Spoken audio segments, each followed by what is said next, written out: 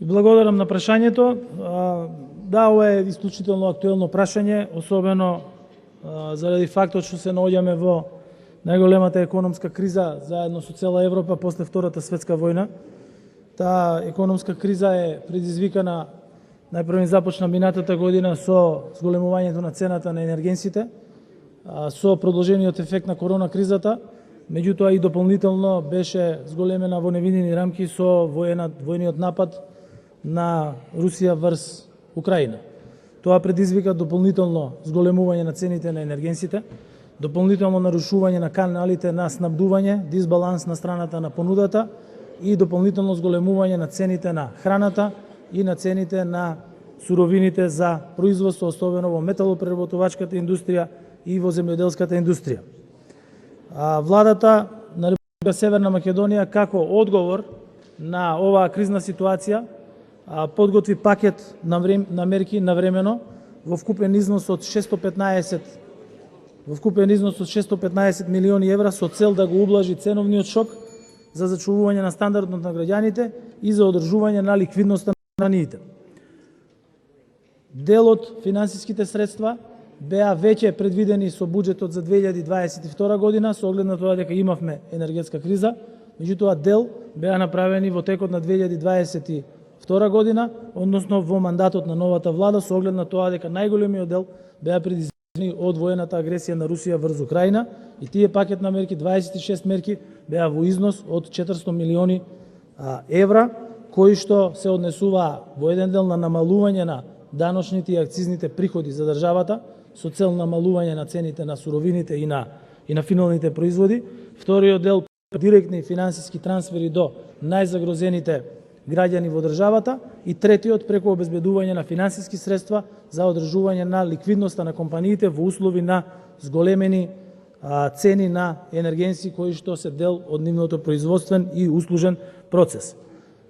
Преку овие мерки се ублажи ценовниот шок од растиштите цени на енергенсите и на храната како последица на овие турбулентни движења и доколку ги погледнеме сите споредби во регионот и пошироко, Република Северна Македонија има најниски цени на енергенси и има најниска цена на основни прехранбени производи споредбено со сите. Поточно со антикризните мерки денес кои што ги донесе владата, граѓаните имаат сметки кои што за 4000 денари месечно се помали во однос на она што би биле без овие мерки и дополнително 35.000 граѓани од најранливите категории имаат 1000 денари месечно повеќе за покривање на своите трошоци и дополнително со трошоците за енергетска сиромаштија, дополнително уште средства за покривање на трошоци за електрична енергија. Ќе набројам само дел од мерките кои што и од нивните ефекти, кои што беа направени, со мерката за намалување на повластената стапка на ДДВ за основните прехранбени производи за човечка исхрана од 5% на 0% од април до јуни оваа година, домаќинствата заштедуваат во просек околу 475 денари месечно. Станува збор за производи како што се леб, шеќер, брашно, зејтин, млеко, месо, ориз и јајца и овие производи учествуваат со околу 27% во просечната потрошувачка кошница на македонските семејства, односно на нив се трошат околу 9500 денари согласно со синдикалната минимална кошничка. Со ово ослободување, како што напоменав, се намалува таа сметка за 475 денари на месечно ниво. За реализација на оваа мерка беа потребни вкупни фискални импликации во износ од 428 милиони денари. Исто така, втората мерка која што беше насочена токму кон цените на храната на основните производи, беше и замрзнување на маржите на основните производи за исхрана за ублажување на ценовниот шок. Сакам да споменам дека правиме не да го облажиме ценовниот шок, најпрво ги замрзнавме цените, а подоцна го воведовме и ограничувањето на големопродажните и на малопродажните маржи и со овие мерки се спречи ценовен шок дополнително и што се обезбедија сите услови преку надлежните институции во државата да не можат компаниите во делот на големопродажбата и во малопродажбата без никаква селективност да ја злоупотребуваат пазарната можност и да прават екстра профити во услови на криза, што беа сведоци сите граѓани и сите стопански комори, немаа ниту една забелешка во однос на спроведувањето на овие мерки и во однос на спроведувањето на работата на сите институции кои што треба да обезбедат спроведување на мерките. со мерката за субвенционирање на најранливите категории на граѓани за основни производи за исхрана, и тоа под 1000 денари за 3 месеци за 35.000 корисници. Фискалниот ефект е 105 милиони денари, кој што оди преку Министерството за труд и социјална политика, и со ова најдиректно се поддржуваат најранливите категории на граѓани во нашата држава. Исто така воведовме и автономна мерка исклучително значајна за увоз на основни прехранбени производи и суровини кои имаат царински давачки од сите земји, односно ги укинавме царинските давачки, царинските стапки за овие производи и ги зголемивме квотите за увоз. Со тоа се обезбедија суровини да може прехранбената индустрија во државата да работи, а преку договорите кои што ги имавме со најголемите извозници на суровини за храна, а тоа во нашиот случај е Република Србија, и преку директни контакти со надлежните таму, беа обезбедени и финалните производи и суровини кои што беа договорени и кои што на комерцијална основа се плаќаат од приватните компании во нашата држава. Воведовме и автономна мерка за продолжување на повластената даночна стапка на ДДВ од 5% на прометот на електрична енергија кон домаќинствата до крајот на оваа година, кој што требаше да важи до 1 јули, со што домаќинствата заштедуваат околу 120 денари месечно само по овој основ. Поточно со оваа мерка во периодот од јули до декември стапката на ДДВ за електрична енергија ќе биде 5% наместо 10%, а врз основа на податоците на Евана Хоум, дистрибутерот на електрична енергија до финалните резиденцијални купувачи и до малите потрошувачи, просечно домаќинство по основ на оваа мерка ќе заштеди 150 денари месечно, односно 900 денари за дадениот период. Фискалните импликации изнесуваат 516 милиони денари. Потоа, веќе имаме препорака и се работат калкулациите за менување на методологијата за утврдување на цена на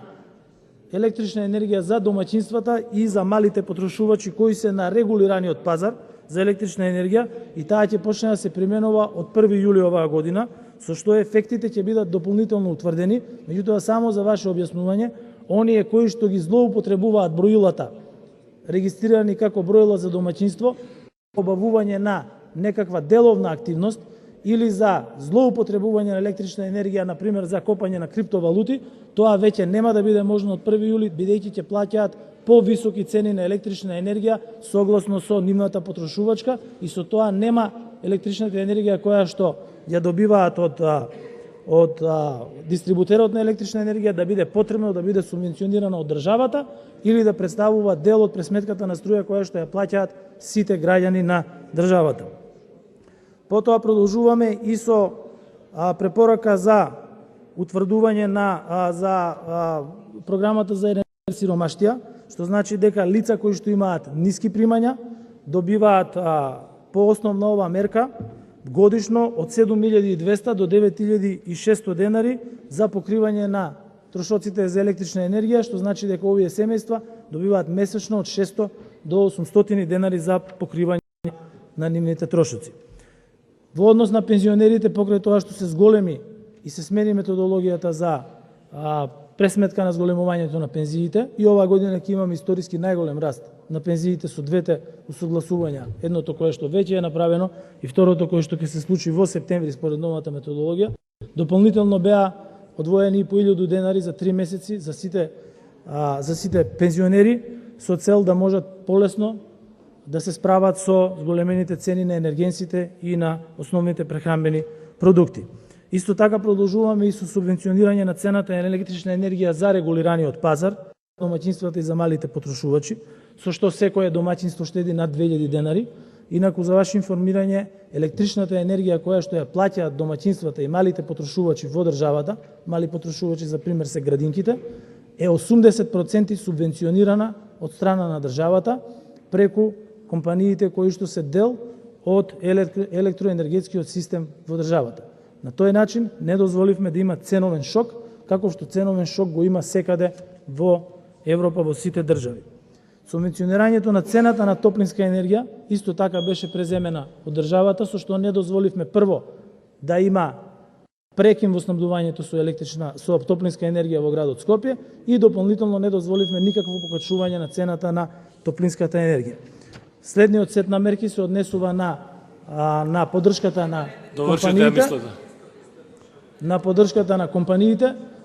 при што преку Банката за развој на Република Северна Македонија беа обезбедени поволни кредитни линии кои што им се достапни на компаниите заради одржување на нивната ликвидност и посебни меки кредитни линии за енергетска трансформација и изградба на електроенергетски постројки за производство на електрична енергија од обновливи извори на енергија. Ви благодарам.